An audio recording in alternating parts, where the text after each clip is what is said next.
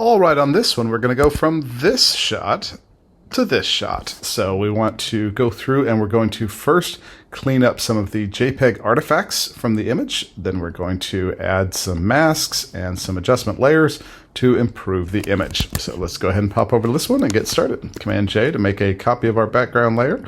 And then let's take this one and right off the bat, go up to our filters, neural filters. And let's remove some of these excess JPEG artifacts. I'm going to click on this, and it's going to take a little while to process, but it's going to go through and remove some of the little blockiness and the weird edges created by the artifacts of the compression process. So when I hit OK, that pops out this new layer, and I can see it's cleaned up those JPEG artifacts just a little bit.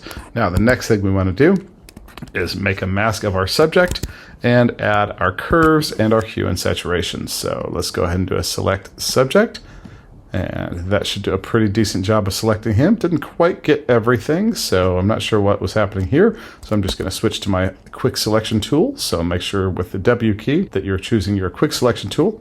Hold down my option key, and I want to add all of these things to my selection because I want to make sure that we're affecting everything here. Now there's one tiny little spot right there, and I could go in and try to remove that. Probably be fastest with my lasso tool.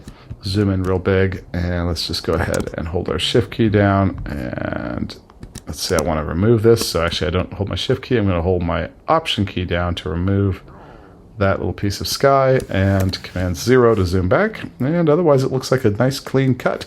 So let's go ahead and go to our adjustment layer, and let's start with some curves.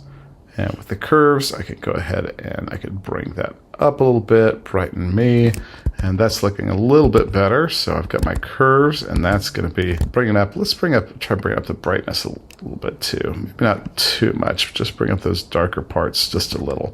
Good. All right, and now we need to get the rest of it. So we got to get this background. So I'm going to command click on my curves right here. So now, or on the mask on the curves. So now that it's got that selected, I actually want to invert this selection so I have everything else selected that's not this.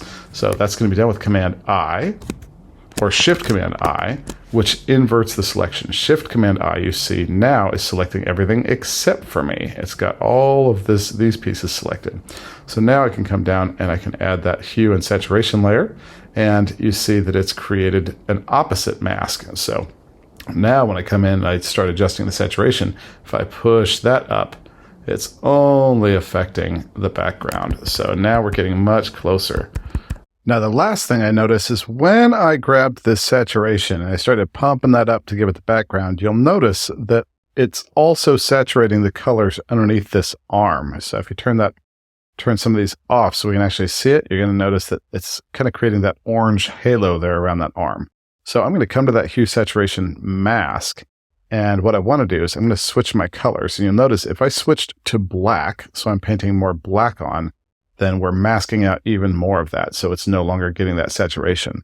So if I just come here and I just paint along that edge, then you'll notice we're not getting that super saturated look right there. So we're not getting that orange arm element that's popping out. So that seems to do a pretty good job. And now we've got our image that's gone from this to this. So much better and ready to go.